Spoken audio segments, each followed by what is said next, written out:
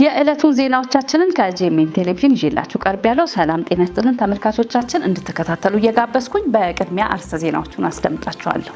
ለሁለት ቀናት በአዳማ ከተማ ሲሰጥ የነበረው የአሰልጣኞች ስልጠና በስኬት ተጠናቀቀ። የኢንተርኔት አገልግሎት ፍጥነት መቀነስና መቆራረጥ ችግርን ለመፍታት እየሰራ መሆኑን ኢትዮ ቴሌኮም አስታወቀ። ከውጭ በርካታ ኢትዮጵያውያን ስደተኞች የነበሩባቸው ጀልባዎች ተገልብጠው 180ዎቹ የት እንደደረሱ አልታወቀም ተባለ። ከዜናዎቹ ጋር ቤቴል ታምራት አብሬያችሁ ቆይታ አደርጋለሁ። ወደ ዝርዝር ዜናዎች አለፍኩኝ። ዛሬና ነገ የሚደረገውን የስብከተ ወንጌል መርሃ ግብር ተጀምሮ እስኪጠናቀቅ ድረስ ለአገልግሎት ክፍት የሚሆኑ መንገዶች ይፋ ተደረገ።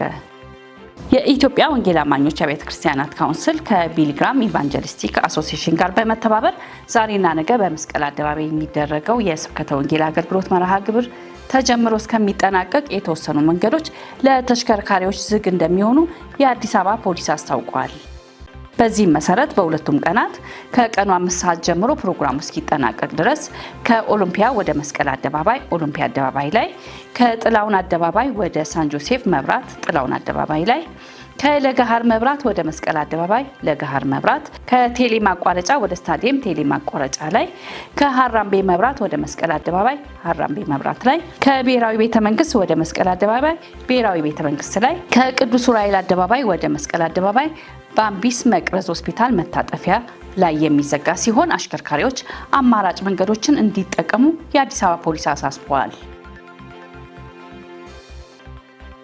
ለሁለት ቀናት በአዳማ ከተማ ሲሰጥ የነበረው የአሰልጣኞች ስልጠና በስኬት ተጠናቀቀ።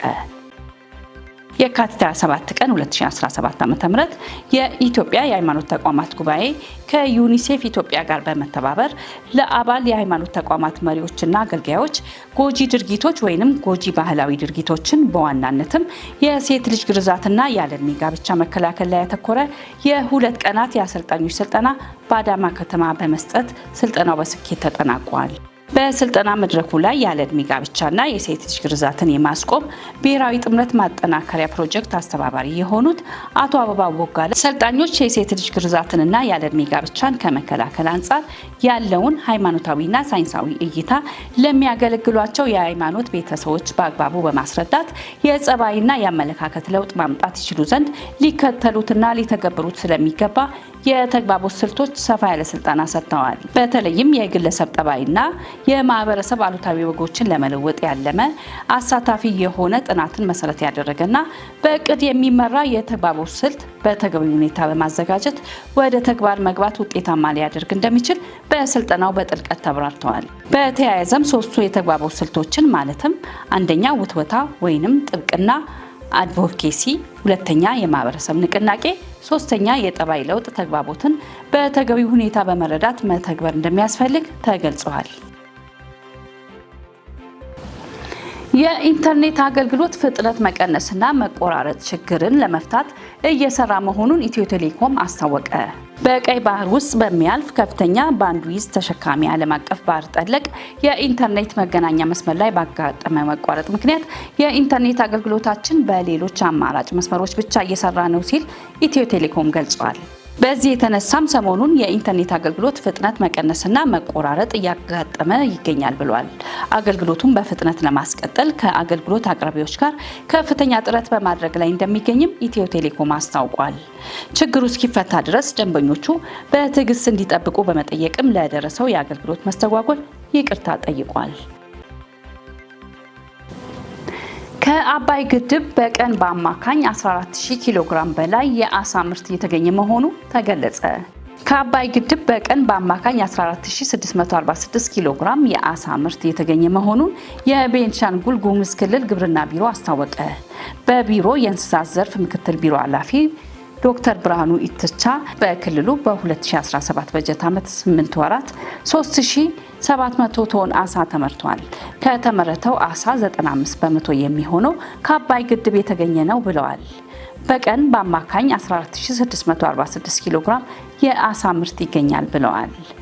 በክልሉ 1 ኪሎ ግራም አሳ 400 ብር እየተሸጠ ይገኛል ያሉት የምክትል ቢሮ ኃላፊው ከአባይ ግድብ ከተመረተው አሳ ከ1.4 ቢሊዮን ብር በላይ ገቢ መገኘቱን አስታውቋል። የአሳ ምርት ከክልሉ አልፎ ወደ አዲስ አበባና ሌሎች የክልል ከተሞች እየተላከ መሆኑንም ተናግረዋል። በአባይ ግድብ አሳ የሚያወጡ 64 ማህበራት መደራጀታቸውን ገልጸው ወደ ስራ የገቡት 22 ማህበራት ብቻ መሆናቸውንም አመላክተዋል። ከአባይ ግድብ የሚገኘውን የአሳ ምርት ለማሳደግ የዘመናዊ ግብዓት አቅርቦትን ማሟላትና የተደራጁት ማህበራትን ወደ ስራ እንዲገቡ እየተደረገ መሆኑን ጠቁመዋል። ከዚህ በፊት በዓመት ከ1200 ቶን ያልበለጠ አሳ ሲመረት እንደነበር አስታውሰዋል። መረጃው የኢትዮጵያ ፕሬስ ድርጅት ነው።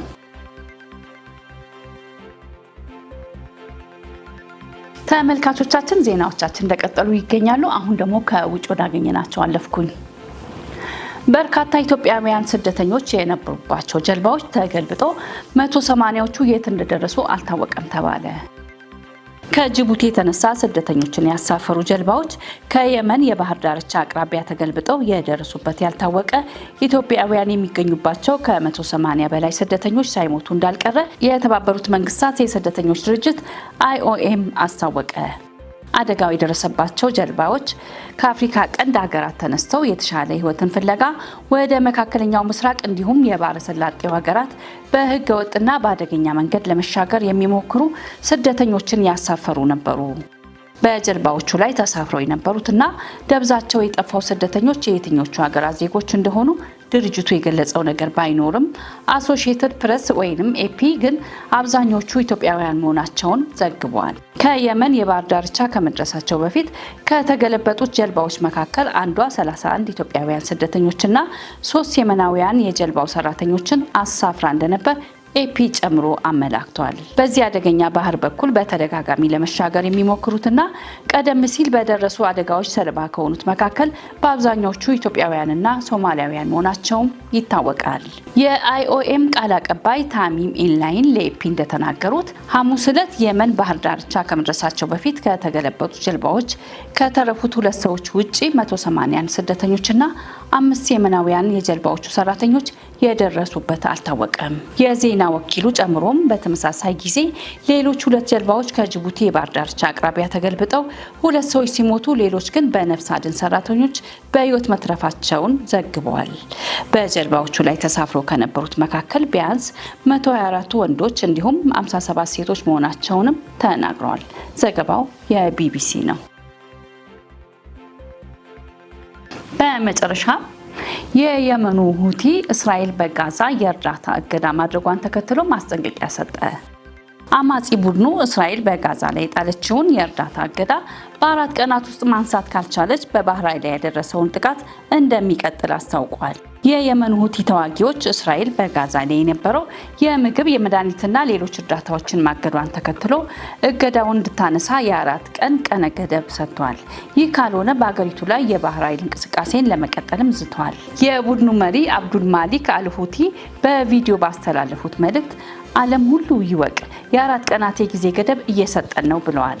መሪው የጊዜ ገደቡ አሸማጋዮች ጥረታቸውን እንዲቀጥሉ ጊዜ ለመስጠት መሆኑንም ገልጸዋል። ከ4 ቀናት በኋላ የእስራኤል ኃይል እርዳታ ወደ ጋዛ እንዳይገባ ለመከልከል ከሞከረ በእስራኤል ላይ የባህር ኃይል ዘመቻዎቻችንን እንቀጥላለን ብለዋል። በኢራን የሚደገፈው ሁቲ የእስራኤል ሐማስ ጦርነትን ተከትሎ ከ100 በላይ ጥቃቶችን በቀይ ባህርና በኤደን ባህረ ሰላጤ መርከቦች ላይ ፈጽሟል። የአሜሪካው ፕሬዝዳንት ዶናልድ ትራምፕ በዚህ ሳምንት መጀመሪያ ላይ ሁቲዎችን አሸባሪ በማለት መሰየማቸው አይዘነጋም። ሁቲ ለእስራኤል በሰጠው ቀነ ገደብ ላይ ከእስራኤል በኩል የተሰጠ ምላሽ የለም። ዘገባው የአልጀዚራ ነው። ተመልካቾች የዕለቱን ዜናዎች ከማብቃቴ በፊት አርዕስተ ዜናዎቹን ላስታውሳችሁ። ለ2 ቀናት በአዳማ ከተማ ሲሰጥ የነበረው የአሰልጣኞች ስልጠና በስኬት ተጠናቀቀ። የኢንተርኔት አገልግሎት ፍጥነት መቀነስና መቆራረጥ ችግርን ለመፍታት እየሰራ መሆኑን ኢትዮ ቴሌኮም አስታወቀ። ከውጭ በርካታ ኢትዮጵያውያን ስደተኞች የነበሩባቸው ጀልባዎች ተገልብጠው 180ዎቹ የት እንደደረሱ አልታወቀም ተባለ። ተመልካቾቻችን የዕለቱ ዜናዎቻችን ይህንን ይመስሉ ነበር። አብሬያችሁ ቆይታ ያደረኩት እኔ ቤቴል ታምራት ነኝ። ቀሪ የጄሜን ፕሮግራሞቻችንን እንድትከታተሉ በአክብሮት ጋበዝኩኝ። ሰላም ቆዩ።